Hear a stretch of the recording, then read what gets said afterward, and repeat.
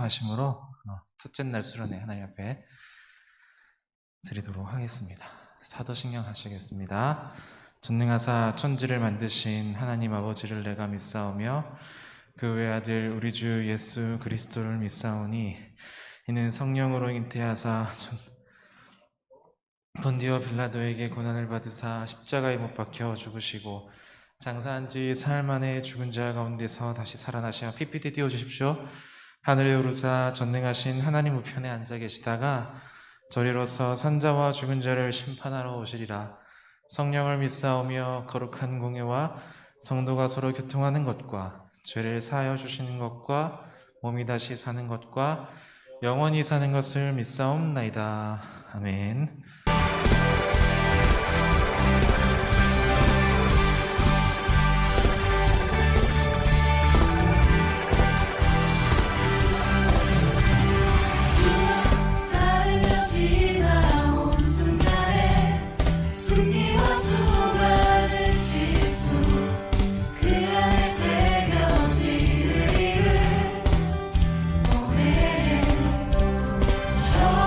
하늘 위고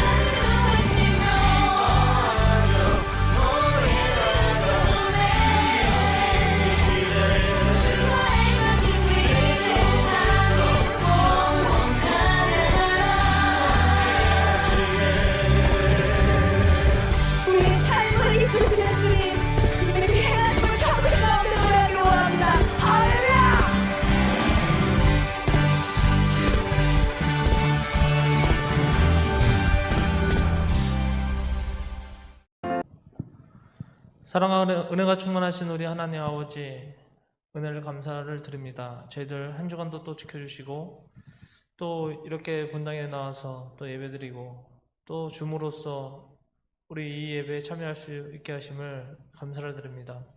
항상 우리 청년들 어디에서 있든 또 이 예배를 사모하게 해 주시고 또 항상 하나님께 붙어 살 수 있도록 우리 주님께서 축복하여 주시옵소서. 아버지 하나님, 저희가 이제 겨울 수련회를 또 오늘부터 시작합니다. 이 겨울 수련회를 통하여 우리 모든 청년 지체들이 하나님을 더 잘 알아갈 수 있도록 하여 주시고 그들의 삶 속에서 우리 예수님을 우리 주로서 인정할 수 있는 그런 좋은 시간들이 될 수 있도록 주님 도와주시옵소서. 참여하는 우리 모든 지체들, 또 여건이 안 돼서 참여하지 못한 우리 청년들도 있사오니 아버지, 그들이 어디 있든 모든 우리 청년들에게 동일한 축복을 주시고 또 이 시간을 사모하게 할 수 있도록 주님 도와주시옵소서.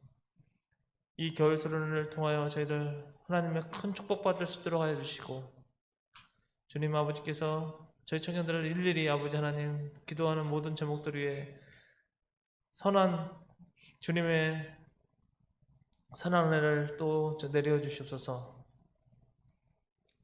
이 시간을 위해서 또 많은 우리 임원들 또 목사님 많은 기도와 또 준비를 했습니다. 아버지, 그 손길 위에 주님 축복하여 주시옵소서. 저희들은 아버지 하나님 그 수고에 보상을 할 수 없으나 우리 주님만 아시오니 그들의 그 수고에 주님께서 큰 은총과 축복을 내려 주시옵소서. 아버지, 이제 시작하는 시간입니다. 다음 주에 마치는 그 시간까지도 우리 주님께서 우리 겨울 수련회 함께하여 주시고 또 이 시간 이 예배에 함께하여 주시옵소서. 이 모든 말씀 거룩하시고 존귀하신 우리 주 예수님 이름 받들어 기도드리옵나이다. 아멘. 네, 감사합니다. 우리 함께 오늘 말씀 이사야 40장 26절 말씀 우리 함께 읽도록 하겠습니다. PPT 한 번만 더 넘겨주시겠습니까? 말씀 있는. 네. 짧으니까 아니요, 요거 짧으니까 우리 함께 한 목소리로 읽도록 하겠습니다. 이사야 40장 26절 말씀 띄워주시고요. 우리 함께 읽도록 하겠습니다. 시작. 너희는 눈을 높이 들어 누가 이 모든 것을 창조하였나 보라. 아멘. 기도하겠습니다. 하나님 아버지, 오늘 수련회 첫째 날 우리가 함께 아버지시며 전능자요 창조주이신 그 하나님에 대해서 함께 알아가려 합니다. 이 코로나 시대에도 하나님께서 우리에게 무엇라 말씀하시는지, 또 고통 가운데 있는 우리들에게 하나님은 어떻게 역사하시는지를 잘 깨닫고 또 생각해보고 묵상하는 귀한 수련의 시간 되게 하여 주시옵소서. 예수님의 이름으로 기도드립니다. 아멘. 네, 반갑습니다. 이렇게 오프라인으로 오신 분들도 계시고 또 줌 온라인으로 참여하시는 분도 계실 줄 압니다. 방송실 제 얼굴이 좀 안 보일 수 있으니까 조금 더 당겨 주셔야 될 것 같아요. 저 가까이 얼굴이 좀 더 보이게. 조금 더, 조금만 더. 오, 좋습니다. 너무 가깝다. 좋습니다. 지금 좋습니다. 지난 겨울에 혹시 기억하실지 모르겠어요. 사도행전을 가지고 제가 2번에 걸쳐서 설교를 했었는데 그때 사실은 다 끝내지를 못했어요. 그래서 이번 겨울에 뭘 하면 좋을까 고민하다가 사도신경은 계속해서 하나님과 또 예수 그리스도, 또 성령님에 대해서 말하잖아요. 그래서 하나님에 대해서 다 설명하지 못한 것 같아서 이번 겨울에도 2번에 걸쳐서 하나님에 대해서 좀 잘 우리가 이해하면 좋겠다 생각이 들어서 이 주제를 다루게 됐습니다. 사도신경 처음에 어떻게 시작하죠? 여기 오늘 나와 계신 분들한테 여쭤보겠습니다. 전능하사라고 시작합니다. 맞아요. 전능하사. 자, 시작하는데 보면 전능하사 천지를 만드신 이라고 시작하는데 하나님을 전능자라는 말로 표현하고 있죠. 전능자.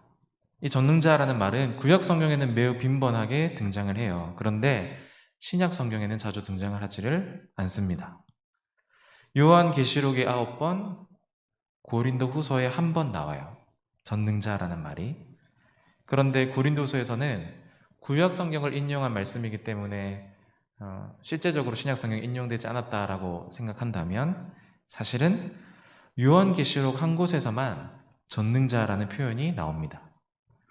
바울은 로마서 4장 24절에서 하나님 아버지를 이렇게 표현해요. 예수 우리 주를 죽은 자 가운데서 살리신 이라고 표현합니다. 그러니까 창조주, 구속자이신 구속주로서의 어떤 능력이 없이는 사실은 죽은 자를 다시 일으켜 세울 수는 없죠. 예수님은 이적과 기적을 행하시고 나사로를 살리시고 죄를 사하시는 능력을 말씀을 통해서 우리 가운데 보여주셨고, 성령은 우리로 하여금 진리를 깨닫게 하시고 교회를 세우셨습니다.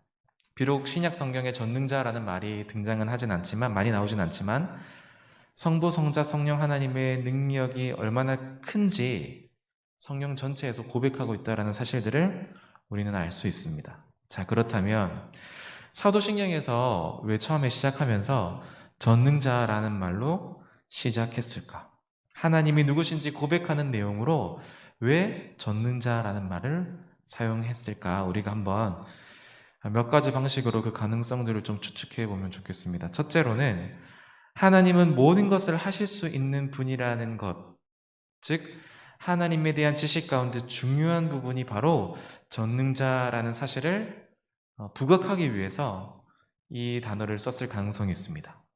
두 번째로는 전능하다라는 말은 썼지만 이 표현은 단순히 전능하다라는 것만 전달하는 것뿐만 아니라 전지하시고 무소부지하시고 어디서든 계신다, 편지하신다, 이런 일종의 여러 가지 하나님의 속성들을 속기 형식으로 표현한 거라고 볼 수 있어요. 그 말은 즉슨 하나님이 전능하시다라는 전능하시다는 것은 다른 여러 표현들에 대한 일종의 요약처럼 말할 수 있다는 거예요. 전능자. 여러 하나님을 표현한 속성들이 있지만 이 모든 것들을 다 담아낼 만한 말이 전능자라는 말이었다는 거예요. 두 번째가 그거였고요. 세 번째가 고대 교회에 하나님을 고백할 때에 전능자라고 고백하는 것은 하나님이 이미 이스라엘이 믿었던 하나님이라는 사실과도 연결이 됩니다. 이 말은 뭐냐면 옛 언약. 우리가 구약 성경이라고 할 때 이 구약 성경은 올드 테스트먼트, 옛 언약이죠. 그리고 우리가 지금 살고 있는 이 신약 시대는 뉴 테스트먼트라고 하죠. 새 언약 안에 우리가 있는 거잖아요. 그래서 옛 언약과 새 언약 사이에 우리가 존재한다라는 것을 말하면서 이스라엘 공동체가 고백해온 하나님을 이 신약 교회와 초대 교회가 받아들였다라는 의미에서 전능자라고 표현하는 거라고 말씀드릴 수가 있어요. 그러니까 이 세 가지 정도의 방식으로 전능자라는 말을 썼을 것이다라고 유추해 볼 수가 있는 것이죠. 그래서 하나님은 이스라엘의 구속자이시고 구속자이신 하나님은 또한 만물의 창조자가 되시고 그분 자신이 공평과 정의와 진실과 사랑의 존재임을 보여주심으로써 이스라엘에게도 동일한 성품을 지니고 본인들이 살아가는 그 삶 속에서 하나님의 그 속성을 실천하며 살 수 있도록 우리에게 요구하시는 분이 바로 하나님이라는 사실입니다. 그래서 하나님을 신약 성경에서는 그렇게 많이 사용되지 않는 단어로 전능자라고 부르는 것이고, 옛 언약과 새 언약, 구약과 신약의 연속성에서 우리로 하여금 그런 것들을 기억하도록 만들어내는 표현이다라고 할 수 있는 것이죠. 자, 오늘 수련의 주제 말씀이 하나님과 고통의 문제입니다. 그런데 왜 전능자에 대해서 말하고 있는 걸까? 조금 더 이야기를 해보려고 합니다.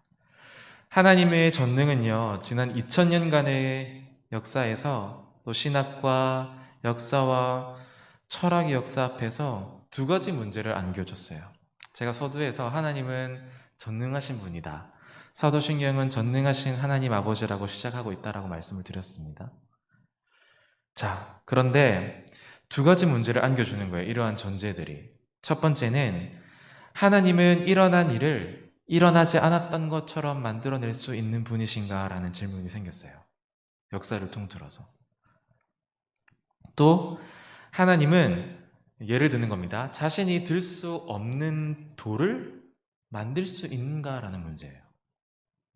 여러분 어떻게 생각하세요? 하나님은 자신이 들 수 없는 돌을 만들 수 있는 분이실까요? 어떻게 생각하십니까? 동영아 어떻게 생각하니? 하나님은 자신이 들 수 없는 돌을 만들 수 있는 분이실까? 이걸 한번 생각해 보는 겁니다.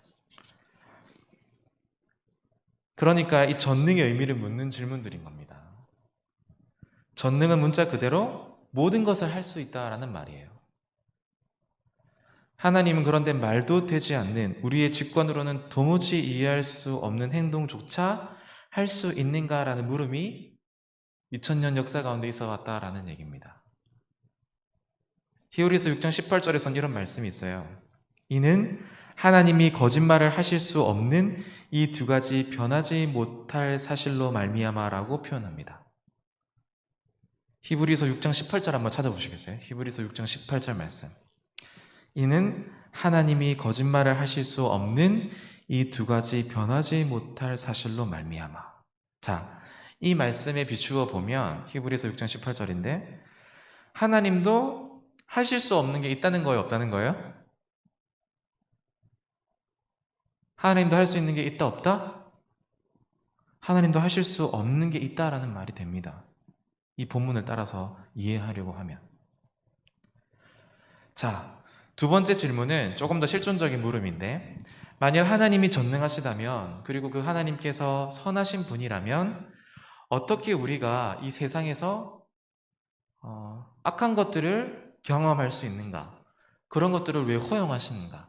쉽게 말하면 우리가 문제를 당하고 우리 생각대로 되어지지 않고 왜 우리는 어려움을 겪어야만 하는 걸까? 지금 코로나 팬데믹 시대인데 왜 이런 어려움과 아픔들을 겪어야 하는 걸까? 라는 문제죠. 하나님이 전능자신데 왜 우리는 이런 어려움과 악함들을 경험해야 하는 것일까? 그래서 다시 질문하는 겁니다. 그렇다면 하나님은 전능하신가? 전능하다면 무엇을 할 수 있는 분이신가? 라는 질문이 떠오르게 된다라는 겁니다. 신학의 역사에서요, 이 문제를 합리적으로 해결한 사람이 등장해요. 그 사람은 토마스 아퀴나스라는 사람입니다. 이 토마스 아퀴나스는요, 이 문제를 자신의 저서인 신학대전에서 다루면서 하나님은 논리적으로 불가능한 일과 또 자신의 본성에 어긋나는 일은 할 수 없다라고 얘기를 합니다. 그래서 이 토마스는 하나님이 전능하시다는 말은 첫 번째로 자신의 본성에 어긋나지 않은 일이고 두 번째로는 논리적으로 가능한 일은 어떤 일이나 실행할 수 있다라는 의미로 해석을 해내요. 토마스 아퀴나스가. 하나님의 본성에 어긋난 일이란 어떤 것이 있을 수 있을까요? 예를 들어서 하나님은 걸을 수도 없고 수영할 수도 없고 그래서 피곤해서 지칠 수도 없다는 겁니다. 왜냐하면 하나님은 영이시고 신체를 가지고 있지 않기 때문에 이렇게 얘기를 하는 거죠. 또 하나님은 거짓말을 하거나 죄를 지으실 수가 없어요. 왜냐하면 하나님은 죄가 없으신 분이기 때문에. 우리가 잘 아는 아우구스티누스라고도 하는데 이 사람이 예를 들 때 이런 말을 해요. 하나님은 오류를 범할 수가 없다. 또 하나님은 죽을 수가 없다. 그러니까 이 어거스틴과 이 토마스 아퀴나스가 한 말을 들면 즉 하나님의 본성 때문에 오는 제약들이 있다는 거예요. 하나님 스스로. 하나님은 가능하지 않는 일, 이 가운데서도 논리적으로 가능하지 않는 일을 할 수 없다는 것이 이 토마스 아퀴나스의 주장입니다. 자, 그렇다면 다시 돌아와서 좀 머리를 털어버리고 좀 복잡한 얘기도 했으니까 하나님은 과연 어떤 분이실까요? 자신의 권능을 무제한적이고 또 임의로 자신의 원하는 대로 막 사용하시는 분이실까요? 아니면 자신 스스로 어떤 설정한 논리의 법칙과 도덕 법칙 이런 테두리 안에 스스로 자기를 가두고 제한받으시는 분이실까? 하나님은요, 무한한 지적 능력을 가지신 분이시고 그분의 의지에는 한계가 없으신 분이긴 하시지만 그분의 본질은 사랑임을 고려한다면 우리가 이 하나님의 전능에 대해서 달리 이해할 수 있을까라는 질문을 다시 여러분들께 던져봅니다. 그래서 이것과 연결해서 오늘 고통의 경험과 악의 문제를 좀 이야기하려고 합니다. 악의 문제는 하나님은 전능하시다라는 명제에서 그냥 흘러나오는 것이 아니에요. 여기에서 하나님은 모든 것을 아신다 라는 명제와 하나님은 완전한 사랑이시다라는 명제가 결합해서 나오는 문제입니다. 즉, 하나님은 전능하시고 전지하시며 완전한 사랑이다. 뭐 또 좀 쉽게 얘기하면 전능하시고 전지하시며 완전하신 사랑이신 하나님이 존재한다. 이런 명제. 사실은 이런 명제는 크게 문제될 것이 없는데 이제 이런 얘기를 이제 할 수 있는 거죠. 만일 하나님이 존재한다면 도대체 악은 어디서 오는 걸까? 악은 도대체 어디서 오는 걸까라는 실존적인 질문이 필연 이어질 수밖에 없다라는 겁니다. 여러분, 하나님은 전능하세요. 그런데 도대체 악은 어디서 오는 거죠?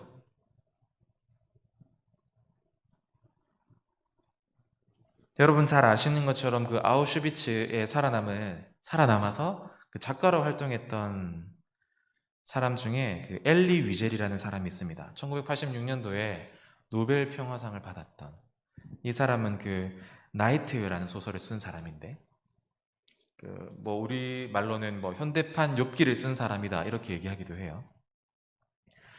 그런데 이 글을 보면 그런 말이 나와요. 제가 좀 내용을 말씀드릴게요. 소설의 이 주인공이 15살 때 가족들과 함께 수용소로 이송됩니다.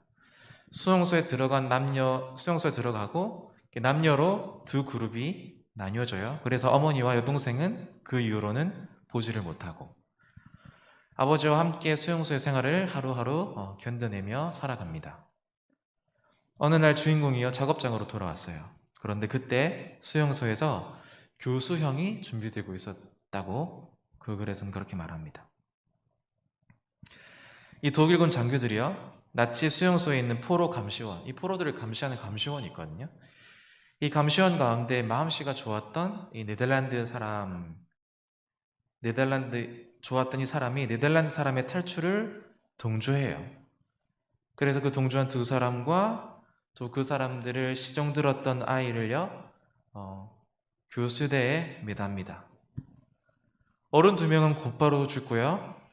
아이는 죽지 않고 계속 매달려 있습니다. 왜냐하면 몸무게가 가벼웠기 때문에.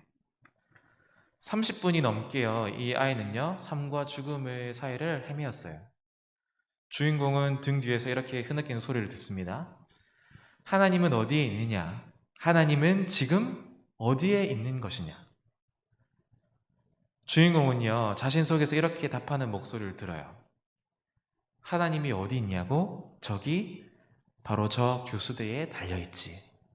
그런 글이 나옵니다. 이 책에서 보면. 또 하나 말씀드릴 것. 여러분 잘 아시는 엔도 슈샤크의 침묵이라는 소설. 일본 작가가 쓴 2016년도에 사일런스라는 제목으로 그 스타워즈에 등장했던 애덤 드라이브가 메인으로 출연해서 굉장히 인기를 끌었던 영화입니다. 이 내용도 잠깐 살펴보면 17세기 초에 도쿠가와 막부가 일본에 들어서요. 그 정권이. 그래서 일본 당국이 기독교인들과 천주교인들을 막 박해하기 시작합니다. 그래서 수많은 사람들이 그 당시에 순교를 당해요. 그런데 배교를 하는 방법 가운데 하나가 바로 그리스도의 얼굴이 그려져 있는 성상을 밟고 지나가게 하는 일이었어요. 많은 신부들이 많은 신부들과 신도들이 성상을 밟지 않고 끝내 순교 당하는 내용들이 나옵니다. 그 책에 보면 영화도 그렇고요. 그러면서 이렇게 음성을 들어요. 그 소설의 이 주인공인 예수의 소속인 페레아라 신부가 성상을 밟는 장면이 나오는데, 그때 이제 이런 음성을 듣는 거죠. 밟아라. 음성이 들린 거예요. 밟아라. 성화를 밟아라. 나는 너희들에게 밟히기 위해서 존재하느니라. 밟은 너의 발이 아플 것이니 그 아픔만으로 충분하단다. 꽤나 숙연한 장면이거든요. 이 장면이 굉장히 명장면이에요. 저도 영화관에서 막 보면서 울컥 했었거든요. 근데 이보다 더 마음을 아프게 한 사건이 하나 더 등장해요. 이 페라야 신부와 친구였던 같은 신부인 모키치와 이치소우의 고통이 나옵니다. 이들이 신문을 당하고요. 끝까지 성상을 안 밟으려고 하니까 해안에, 그 일본 해안가에 십자가 2개를 세웁니다. 그리고 2사람을 매달아둬요. 며칠 동안 그 조수의 흐름 때문에 이들이 물에 잠겼다가 또 다시 나왔다가 하는 이 고통을 겪게 만듭니다. 마을 사람들이 그걸 보고 신앙을 포기하게 만들도록 그렇게 대표적으로 고통을 가하는 거죠. 그렇게 몇 날이나 고생하다가 죽어갑니다. 어때요? 예수님의 십자가의 고통은 하루의 죽음입니다. 그런데 이 모키치와 이치소는 여러 날을 십자가에 달린 채 죽어갑니다. 자, 이들의 죽음은 무엇을 위한 죽음일까? 그래서 페레이라 신부가 이런 말을 해요. 하나님은 인간들의 비에 빠진 소리에 아무런 응답도 없이 다만 말없이 침묵하고 계시는 듯한 그런 느낌을 받는다라고 페레이라 신부가 이렇게 얘기를 해요. 뭐 이거는 영화이기도 하고 또 소설이기도 합니다. 그런데 우리도 이와 같은 예를 수없이 말할 수 있을 것 같아요. 하나님이 계신다면 왜 말씀하시지 않을까라는 겁니다. 하나님은 왜 숨어 계시냐라는 말입니다. 이 하나님의 숨어 계심과 이 악의 문제가 굉장히 긴밀하게 연결이 되어 있어요. 이 문제에 직면한 신학자들과 철학자들은 신정론, 즉 하나님에 대한 어떤 법칙, 신학 이런 것들을 발견해냈고, 그래서 그런 얘기들 속에는 이런 얘기들이 있는 거 우리가 많이 들어본, 악이 존재함에도 불구하고 하나님은 정당하다라거나 하나님은 의롭다라고 말하는 것이죠. 자, 여러분들은 어떻게 생각하십니까? 하나님의 이 숨어 계심과 악에 대해서. 아우구스티누스죠. 또 C.S. 루이스, 여러분이 잘 아시는 그 판타지 소설을 지었던 반지의 제왕 돌킨과 친구였던 C.S. 루이스, 또 엘빈 플란팅가 등 이 많은 사람들이요, 하나님이 우리에게 고통을 주시는 이유가 있었다라고 생각했어요. 그래서 이 C.S. 루이스는 고통에 대해서 2권의 책을 씁니다. 첫 번째는 그 고통을 객관적인 어조로 매우 이론적으로 다룬 고통의 문제라는 책이고, 다른 한 권은 자신이 겪은 슬픔을 잘 관찰한 다음에 쓴 헤아려 본 슬픔이라는 책입니다. 루이스가 31살, 그러니까 1929년에 무신론자였다가 유신론자가 됩니다. 그리고 유신론자에서 다시금 그리스도를 믿는 사람으로 변화되는 경험을 해요. 그러니까 이 고통의 문제는 그 C.S. 루이스가 그리스도인이 되고 난 이후에 10년 만에 쓴 책이기도 합니다. 이 책은 고통이 마치 나의 것이 아니라 저 멀리 누군가 다른 사람이 겪고 있는 것처럼 거리를 두고 이 고통에 관해서 기록한 책이에요. 고통의 문제. 그런데 이 헤아려 본 슬픔은요, 고통의 문제와는 사뭇 다른 태도를 보여요. 루이스가 이 책을 쓴 것은요, 그가 평생 독신으로 형과 함께 살다가 말년에, 그 인생의 말년에 뒤늦게 결혼해서 아내 조이 그레셈이라는 아내를 얻거든요. 그런데 이 아내가 죽은 직후에 쓴 책입니다. 헤아려 본 슬픔. 이 책에서 루이스는요, 말할 수 없는 슬픔을 토로해요. 이 고통의 문제에서 이 C.S. 루이스는 어쩌면 슬픔을 표현하는 일에 대해서 매우 제한적으로 생각했던 사람이거든요. 그러니까 죄를 회개하는 데서 나오는 슬픔 또는 자기 잘못을 바로잡거나 남에게 끼친 해를 보상하게 만드는 슬픔 또는 남을 향한 연민에서 솟아나서 그를 적극적으로 돕게 만드는 슬픔 외에 우리가 다른 슬픔을 가지면 안 된다라고까지 말한 사람이 바로 이 C.S. 루이스였어요. 고통의 문제에서. 그런데 사랑하는 자신의 아내 조이가 죽을 때 루이스는 고통의 문제에서 했던 자신의 말을 다 잊어버린 것처럼 헤아려본 슬픔에서 이런 말을 합니다. 제가 몇 개를 인용할게요. 그런데 하나님은 어디에 계시는지 오래 기다릴수록 침묵만 뼈저리게 느낄 뿐. 왜 그분은 우리가 번성할 때는 사령군처럼 군림하시다가 환란의 때에는 이토록 도움을 주시는 데에 인색한 것일까? 또 이런 말을 해요. 대답은 없다. 구하여도 구하지 못하고 얻지 못하리라. 구하다니 내가 바보였다. 지금으로서는 그러한 확신이 온다고 해도 믿을 수가 없을 것이다. 그건 나 자신이 기도에 의해서 발생된 최면일 테니까 라고까지 말하고, 나는 우리가 사실은 덫에 갇힌 쥐가 아닐까 싶어 더 두렵다. 아니, 더 나쁘게 말하면 실험실에 쥐들이 된지도 모르겠다. 누군가 하나님은 언제나 기하학적으로 행하신다. 사실은 하나님은 언제나 생체 실험을 행하신다. 그렇게 말하면 어쩔 텐가? 막 저항하고 분노하고 애통하고 있어요. 고통의 문제에서는 굉장히 객관적이고 이성적이고 논리적이고 합리적으로 이 고통을 설명했던 루이스가 20년 뒤에 자신의 아내를 잃고 나서는요, 신앙의 회의감을 느끼고 하나님에 대해서 자기가 믿고 있던 것이 참으로 옳은 것인가 의문을 가지고 계속해서 질문을 던지고 있는 거예요. 이런 이유 때문에 C.S. 루이스를 좀 부정적으로 평가하는 사람들은 C.S. 루이스가 말년에 신앙을 버리고 하나님을 떠났다라고 이야기하기도 합니다. 그런데 저는 그렇게 보지 않고요. 그 C.S. 루이스가 하나님에 대한 생각과 고통에 대한 생각이 근본적으로 달라졌을 것 같지는 않아요. 왜냐하면 제가 이후에 드릴 말씀 때문에 그렇습니다. C.S. 루이스가 그 슬픔에 대해서 조금씩 회복하면서 다시 C.S. 루이스가 예전의 생각으로 돌아가는 것을 우리가 헤아려 본 슬픔의 책을 보면 알 수 있어요. 그 고통의 문제에서 이런 말을 합니다. C.S. 루이스가 하나님이 선하시다면 자신이 만든 피조물들에게 완벽한 행복을 주고 싶어 할 것이다. 하나님이 전능하다면 그 소원대로 할 수 있을 것이다.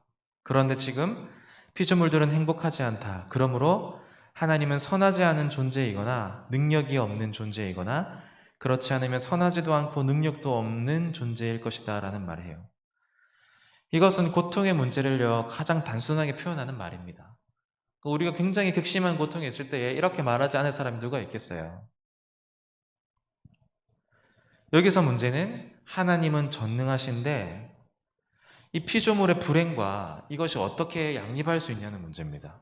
하나님은 전능하시고 우리는 고통 가운데 있어요. 이게 어떻게 함께 할 수 있을까라는 문제입니다. 몇 가지 핵심만 얘기해 보면 루이스가 깨달은 바를 얘기하는 거예요. 고통의 이유가 세 가지가 있는데, 첫째는 이 루이스는 하나님의 전능함은 하나님이 어떤 일이나 할 수 있다는 뜻이 아니라고 먼저 밝힙니다. 하나님조차 할 수 없는 일이 있고 불가능한 일이 있고 말도 되지 않는 그런 일은 하나님이 할 수 없다라고 말을 해요. 두 번째로 루이스는 하나님의 선하심을 하나님의 사랑으로 이해하되 하나님의 사랑은 그저 모든 것을 허용하고 봐주는 그런 말랑말랑한 사랑이 아니라는 것을 강조하면서 하나님이 우리를 사랑하신다는 것은 우리가 모든 것을 다 할 수 있도록 허용한다는 뜻이 아니라고 말을 합니다. 세 번째로 루이스는 하나님의 사랑은 우리 자신을 변화시키고자 하는데 그 까닭은 우리가 자유의지를 잘못 사용함으로 아주 악해졌기 때문이라고 말해요. 그래서 루이스는 죄의 문제를 굉장히 심각하게 다루고, 왜냐하면 고통은 곧 죄의 결과로 보기 때문입니다. 그래서 루이스는 모든 죄의 배후에는 근본적으로 하나님보다 나 자신을 선택하는 개인주의적인 중심성이라고 봤어요. 그래서 이 루이스가 고통을 통해서 무엇을 배웠을까? 헤아려본 슬픔이라는 책에서 관심을 끄는 대목이 루이스가 하는 두 가지 질문입니다. 루이스가 자신의 삶이 혹시 종이 카드로 쌓아올린 성에 불과한 것은 아닌지, 그리고 하나님이 생체 실험을 나한테 하고 있는 것은 아닌지, 아니면 정말 질병을 고쳐주고자 하는 수의사인지 이 책에서 묻고 있어요. 첫째로는 루이스가 이것을 깨닫습니다. 루이스는 이 조이의 죽음에 대한 자신의 슬픔이 사실은 죽은 조이를 위한 것이 아니라 자신을 위한 슬픔임을 생각하게 돼요. 암으로 고통받았거든요, 이 조이가. 암으로 고통받았던 이 조이의 고통에 비하면 사실은 자신의 고통은 별것이 아닌데도 자신은 자신의 고통만을 생각하면서 그녀의 고통에 대해서는 생각하지 못했다라고 고백을 합니다. 굉장히 중요한 깨달음이죠. 그래서 조이를 위해서 고통당한다고 생각은 했지만 사실은 그것은 자기를 위한 고통이었고 그녀의 죽음보다 자신의 고통이 더 큰 것처럼 생각했다는 것이 루이스가 깨달은 바입니다. 그래서 루이스는 하나님에 대한 믿음 안에서 내가 상상해낸 다른 요소가 없었는지, 또 이 조이에 대한 사랑 안에서도 이기주의적인 모습들은 없었는지 생각해 보지만 그 모든 것은 다 사실은 하나님만이 아실 것이라고 토로하고, 마침내 하나님에 대한 믿음이나 또 이 조이에 대한 사랑도 뭐라고 할까요? 종이로 카드를 막 쌓아 올린 성처럼 그렇게 참 부질없는 것이었다라는 것을 고백하며 자신을 고백합니다. 둘째로 이 고통을 통해서 루이스가 배운 것은 하나님은 수의사인가 아니면 생체 실험가인가 라는 질문 앞에서 아까도 잠깐 언급한 하나님 혹시 나쁜 신이 아닌가 라는 생각과도 관련이 있습니다.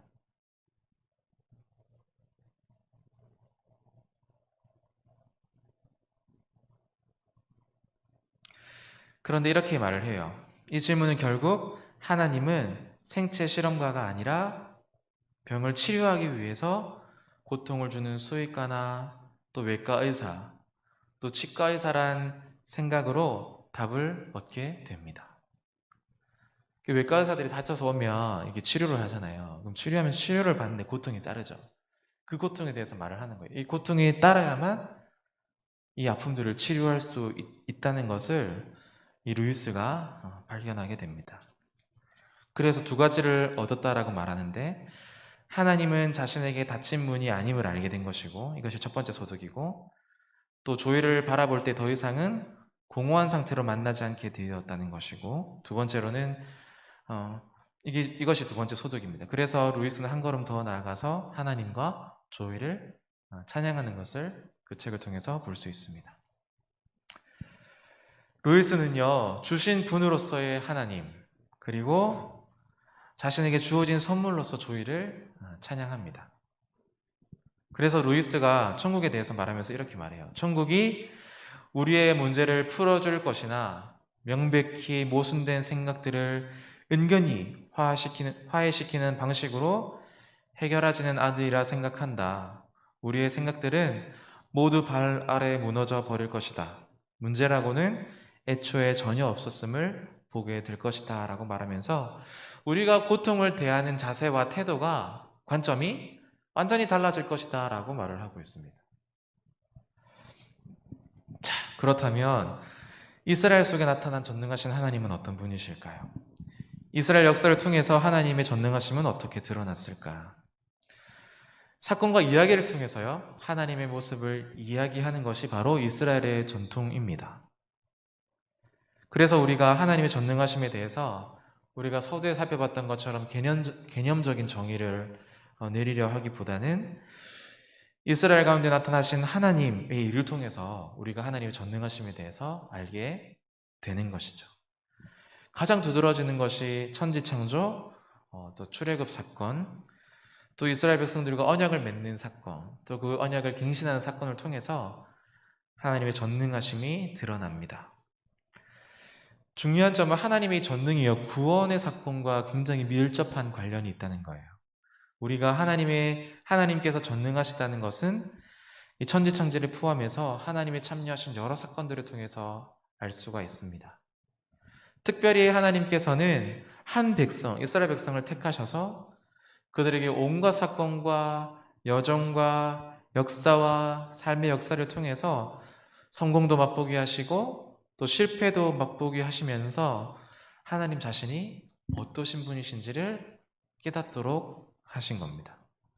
출애굽기 3장에 보면 모세가 여호와 하나님을 만나는 장면이 등장해요. 그때 모세가 호렙산 가까이 이르렀을 때에 여호와의 사자가 그 떨기나무 불꽃으로 나타나고 모세를 부르죠. 이때 모세가 뭐라고 대답합니까? 내가 여기 있습니다 라고 말합니다.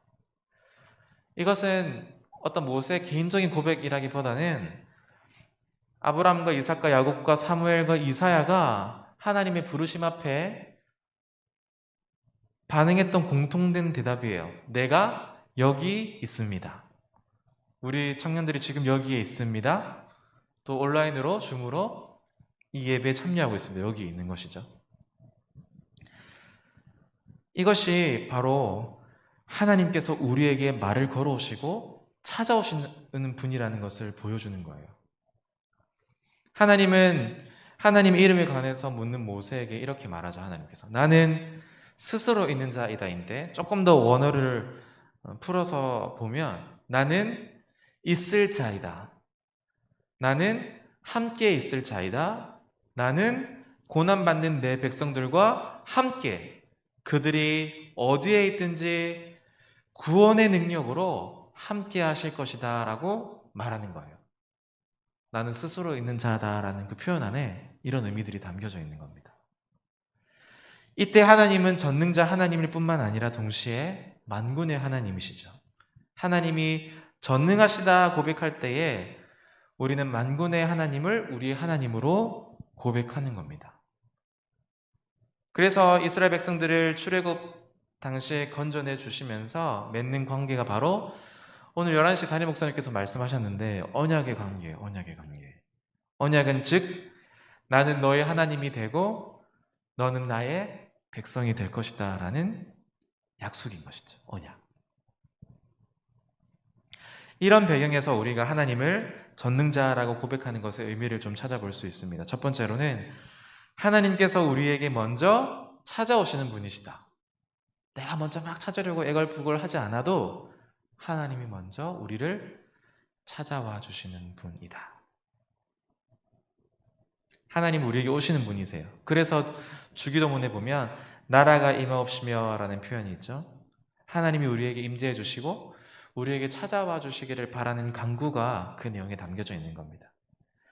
하나님은 아브라함에게도 찾아오셨고 모세에게도 찾아오셨고 이스라엘 백성들에게도 찾아오셨습니다. 이제는 우리에게도 찾아오시는 분이 바로 전능하신 하나님이시라는 사실이에요.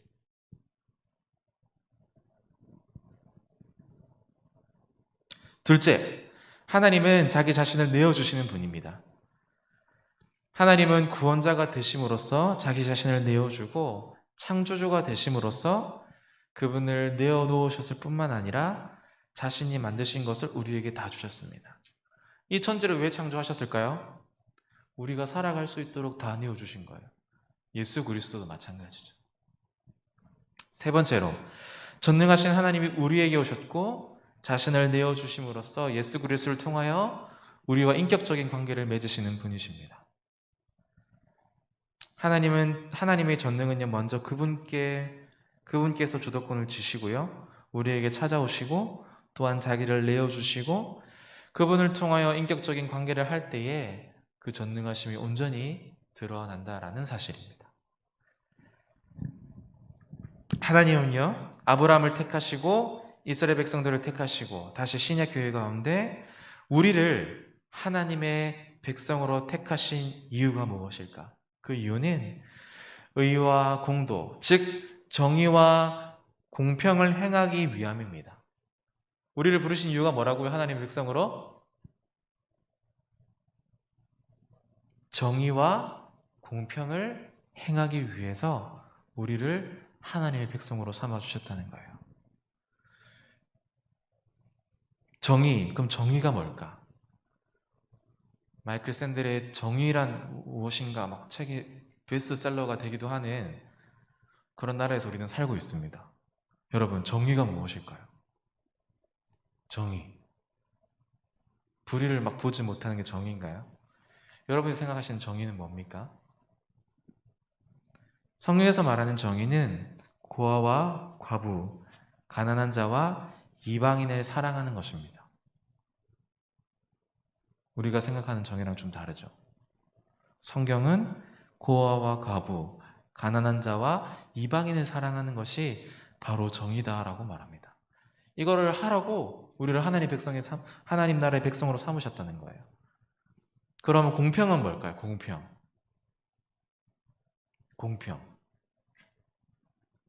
가진 것을 고르게 나누는 게 공평인가요? 아니면 기회가 공정한 것이 공평일까요? 공평은요, 성경에 말하기를 가난한 자나 과부나 부자와 권력자의 외모를 보지 않고 공정하게 일을 처리하는 것을 두고 공평이라고 말을 해요. 우리를 하나님의 백성으로 삼아주신 이유, 이 정의와 공평을 행하라고 우리를 하나님의 백성으로 삼아주셨다라는 말입니다. 하나님께서 바로 이 두 성품을 지니신 분이에요. 그래서 우리가 하나님의 어떤 성품을 이야기할 때 우리 역시 하나님의 그런 성품을 따라 살아가야 한다라는 요구가 담겨 있다는 점에서 언약은 우리에게 매우 중요한 내용입니다. 정의와 공평. 말씀을 정리하겠습니다. 신약에서는요, 구약과는 조금 다른 하나님이 등장해요. 신약에서의 하나님은요, 무엇보다도 예수 그리스도의 고난과 죽음으로 나타납니다. 십자가 위에서 어떻게 되셨죠? 예수님께서 굉장히 무력하셨어요. 다른 사람들은 다 구원했지만 자신은 구원하지 못하고 고난을 당하셨습니다. 그래서 무력해진 하나님, 고난받는 하나님이 바로 신약에서 볼 수 있는 하나님의 전능하신 모습이에요. 구약과는 좀 많이 상반되죠, 신약은. 모든 것을 다 할 수 있는 능력이 많고 강하신 분이 자발적으로 무력하고 힘없게 됨으로써 우리를 향한 그 하나님의 사랑을 나타내신 거예요. 이에 대해서 바울이요 고린도전서 1장 18절에서 십자가의 도가 멸망하는 자들에게는 미련한 것이고 구원받는 우리에게는 하나님의 능력이다라고 말하는 겁니다. 사람이 보기에는 실패하고 무력하고 모든 것을 잃는 자 같이 되었지만 이를 통해서 구원의 능력을 보여주신다라는 거예요. 일반적인 상식으로는 잘 이해할 수가 없죠. 무력해지는 것은 실패하는 거고 비참해지는 거니까 우리의 세상의 가치관으로 볼 때. 그런데 하나님께서 신약에서 그런 모습으로 등장하신다는 거예요. 그래서 바울이 십자가가 헬라 사람들에게는 어리석은 것이고 유대인들에게는 거치는 것이 되었다라고 표현을 합니다. 이 하나님의 무력하심에서 하나님의 전능하심을 보는 것이 바로 우리가 믿고 따르는 복음이 가진 비밀입니다. 또한 하나님의 전능은요, 그리스도의 부활하심을 통하여서 나타납니다. 로마서 1장 4절에서는 바울이 이렇게 말해요. 성결의 영으로는 죽은 자들 가운데서 부활하사 능력으로 하나님의 아들로 선포되셨으니 곧 우리 주 예수 그리스도시니라 라고 말을 합니다. 예수 그리스도께서 무력하게 되신 것은 힘이 없어서가 아니에요. 전능하신 그분이 무력하게 된 것은 우리를 너무나 사랑하시기 때문에 그렇게 되신 겁니다. 무력을 통해서 전능하심을 보여주신 그분께서 부활을 통해서 다시금 그 전능하심을 우리 가운데 확증시켜 준다라는 말입니다. 신약에서는 바로 그런 분이 하나님심을 이야기해요. 구약과 신약이 좀 다르죠. 하지만 연속성이 있습니다. 예수 그리스도께서 우리를 향한 사랑 때문에 고통을 받으신 거예요. 우리는 하나님의 전능하심을 개념적으로 또 논리적인 방식으로 이해할 것이 아니라 우리를 구원하시기 위해 우리를 찾아오신 하나님의 사랑의 이야기라는 맥락에서 이 하나님을 이해하게 됩니다.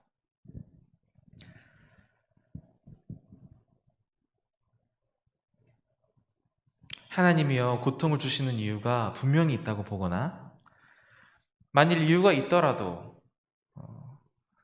우리로서는 그 이유를 완전히 알 수 없다라는 입장을 오늘 말씀을 쭉 들으면서 좀 생각해 볼 수 있을 것 같아요. 예를 들어서 이 쓰나미 때문에 수만 명이 죽는다든지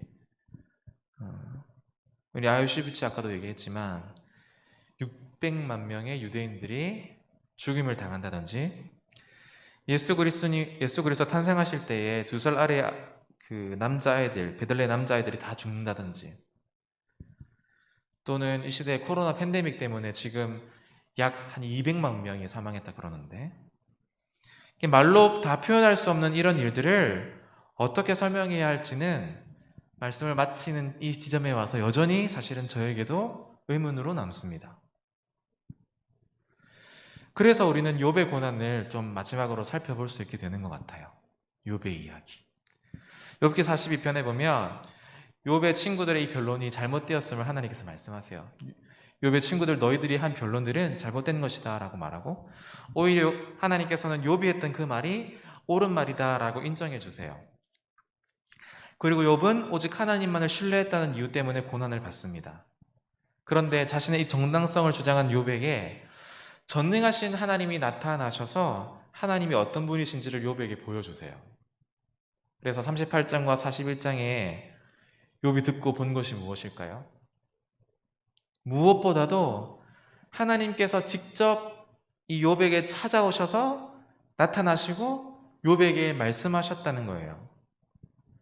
영원히 숨어서 침묵하지 않고 직접 말을 걸어오시는 것만큼 이 욥에게 큰 위로와 소망, 응답이 어디 있을까요? 하나님은 분명히 우리를 찾아오십니다. 우리의 문제 가운데 찾아오세요. 우리 어려움 가운데 위로를 주시고 응답해 주시는 분이 하나님이십니다.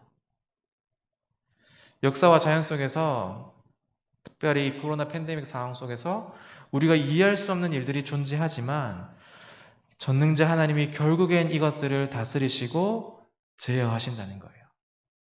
그래서 욥기 41장 11절에서 천하에 있는 것이 다 내 것이니라 라고 말씀하는 이유이기도 합니다. 우리가 이해할 수 없는 혼돈과 어둠의 세력이 하나님의 창조 세계 안에 함께 내재하고 있지만 그럼에도 하나님은 그 가운데 계시면서 관심을 가지시고 통치하고 계심을 욥기를 통해서 우리에게 말씀해 주고 계시는 겁니다. 악의 세력이 있음에도 불구하고 궁극적으로는 이것을 이기시는 하나님이 예수 그리스도를 우리 가운데 보내주셔서 연약한 육신을 입게 하시고 지극히 낮은 자가 되도록 하셔서 십자가의 고통을 받도록 하시고 부활하심으로써 이 악한 세력을 이기게 하셨다라는 것이 바로 우리가 믿는 그리스도의 복음입니다.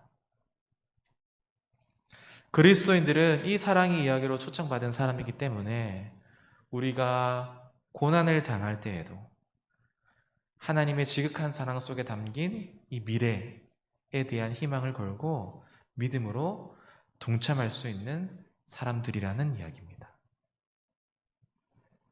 부디 고통의 문제로 우리가 많이 지금 고민하고 또 씨름하고 있지만 하나님의 사랑의 이야기 속에 이 고통의 문제도 함께 들어가 있다는 사실들을 우리가 좀 생각해 보고 너무 이 고통에 몰입하지 말고 하나님의 큰 사랑 안에 이 고통도 있다는 것을 우리가 좀 기억하고 어려운 이 시대이지만 하나님의 사랑을 많이 생각해 보는 그런 우리 믿음의 귀한 청년들이 되시기를 주님의 이름으로 소망합니다. 기도하겠습니다. 하나님 아버지, 하나님과 고통의 문제에 대해서 우리가 함께 교회 역사와 또 여러 저자들과 또 구약과 신약에 드러난 그 하나님을 통해서 우리가 함께 고민해 보았습니다. 고통의 한복판 가운데서도 그 사랑의 얘기로 우리를 초청하시는 주님 앞에 우리가 신실하게 응답하게 도와주시고 더 하나님을 신뢰하는 시간이 되었기를 소망합니다. 우리를 붙들어 주시고 날마다 날마다 주를 더욱더 사랑하는 우리 믿음의 청년들 한 사람 한 사람이 다 되어줄 수 있도록 은혜 베풀어 주시옵소서. 하나님에 대해서 알려주심에 감사드리며 예수님의 이름으로 기도드립니다. 아멘. 오늘 함께 말씀을 생각하면서 준비한 헌금 드리도록 하겠습니다.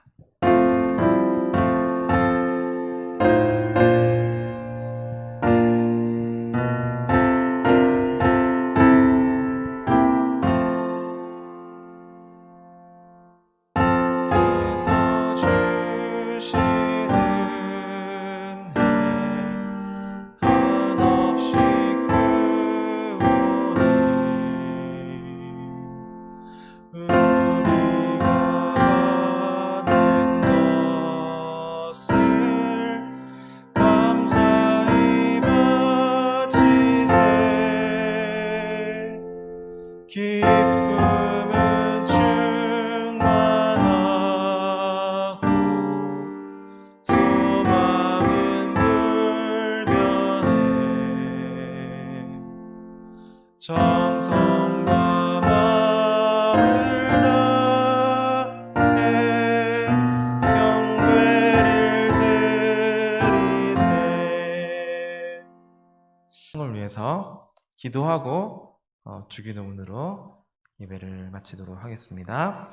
하나님 아버지 은혜를 감사합니다. 우리 사랑하는 청년부 지체들 하나님을 사모하는 마음으로 수련의 첫째 날 함께 주 앞에 나와 예배케 하시니 감사합니다.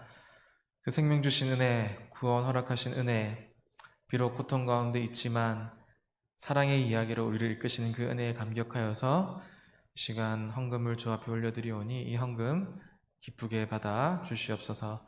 드리는 손길마다 하나님의 은혜가 풍성한 삶 우리 모두가 다 살아갈 수 있도록 이 땅 가운데 어렵고 괴롭고 고통스러운 일들이 많지만 결국엔 사랑의 이야기로 끝난다는 것을 우리가 기억하고 감사하는 우리들 되게 하여 주시옵소서. 예수님의 이름으로 기도드립니다. 아멘. 주기도문 하도록 하겠습니다. 하늘에 계신 우리 아버지여, 이름이 거룩히 여김을 받으시오며 나라 임하옵시며 뜻이 하늘에서 이룬 것 같이 땅에서도 이루어지이다. 오늘날 우리에게 일용할 양식을 주옵시고 우리가 우리에게 죄 지은 자를 사하여 준 것 같이 우리 죄를 사하여 주옵시고 우리를 시험에 들게 하지 마옵시고 다만 악에서 구하옵소서. 내게 나라와 권세와 영광이 아버지께 영원히 있사옵나이다. 아멘. 네, 감사합니다. 예배 여기서 마쳤고요. 광고하도록 하겠습니다. 여러분 오늘 어떠세요? 사실은 온라인과 오프라인 함께 병행해서 하는 게 정말 쉬운 일이 아니네요. 오늘 하면서 많이 느끼고, 하지만 이렇게 어렵고 힘든 상황 속에서도 많은 지체들이 함께 참여해 주셔서 되게 감사하게 생각하고 있습니다. 많네요. 아직도 많이 계시네요. 감사합니다. 첫 번째 광고인데요. 계속해서 오후 1시에 3층 분당에서 예배드립니다. 다음 주 수련회도 그렇게 진행할 테니까 오늘 사운드 문제 때문에 조금 이렇게 줌 링크 보내드렸는 게 늦었는데 죄송하다는 말씀을 드리고 다음 주에는 딱 10분 전에 링크를 보내드리도록 하겠습니다. 오늘 이 예배 이후에 이어서 줌으로 온라인으로 공동체 활동이 준비되어 있어요. 그래서 한 분도 빠지지 마시고 참여해 주시고 푸짐한 상품이 준비되어 있습니다. 제가 알기로는 1급 비밀인가? 제가 알기로는 1등 하는 조에게 10만 원, 2등 하는 조에게 2등 한 3등 한 조에 얼마인지 기억이 안 나네. 하여튼 그에 걸맞는 그 상품이 준비되어 있거든요. 그래서 여러분들이 고를 수 있는 걸로 알고 있어요. 그 금액을 그 등수에 오르게 되면. 그래서 빠지지 마시고 꼭 다 함께 참여해 주시고, 목장 조가 아니라 새롭게 수련회 조가 편성되는 거니까 적극적으로 참여해 주시면 좋겠고, 오늘은 그렇게 목장 모임하고 끝나면 다음 주가 있잖아요. 다음 주에는 똑같이 예배 드리고 이어서 바로 온라인으로 과학과 신학의 대화 해가지고 선생님을 초청해요. 고등학교 선생님, 중고등학교 선생님. 그래서 과학 선생님이신데 이분이 이제 캐나다에 있는 세계관학교에서 창조론으로 또 박사학위도 하시고 사실 우리가 과학과 신학을 어떻게 이해해야 될지 잘 모르잖아요. 저도 잘 몰라요. 그런데 이분 선생님께서 오셔서 친절하게 우리에게 설명해 주실 거거든요. 그래서 단순히 강의만 하는 게 아니라 강의도 하시고 토론도 하고 이렇게 질의 발표하고 응답도 하는 시간을 가지려고 하니까 다음 주에도 좀 많이 기대하면서 참석해 주시면 좋겠고 질문을 여러분들이 하시면 선생님 굉장히 좋으시대요. 가르치실 때. 그래서 질문을 꼭 해주세요. 질문을 한 사람에게는 저희 청년부에서 빅맥을 준비했습니다. 빅맥 세트. 쿠폰으로 보내드릴 테니까 뭐라도 좋아요. 과학과 신학에 관련된 질문을 우리 담당자인 도요 형제에게 카톡으로 보내주시면 선정해서 그 빅맥 세트를 보내드리도록 하겠습니다. 그리고 계속해서 이어서 내 영혼을 위한 성경 필사 목장별로 진행 중에 있고 이거받고 뛰어. 그래서 저희 청년부에서 준비한 작은 선물을 지금 목장별로 릴레이가 진행되는 걸로 알고 있어요. 그래서 이것도 함께 잘 참여해 주시면 감사하겠습니다. 이상 광고는 마치고요. 지금 2시 10분인데 2시 20분부터 10분 쉬었다 20분부터 이 줌 링크를 끌 겁니다. 줌 링크 끄고 다시 이 링크로 들어오실 수 있게 해드릴 테니까 10분 뒤에 이 링크로 들어오셔서 공동체 활동 함께 했으면 좋겠습니다. 이상입니다. 빠빠이. 주와 같이 일하는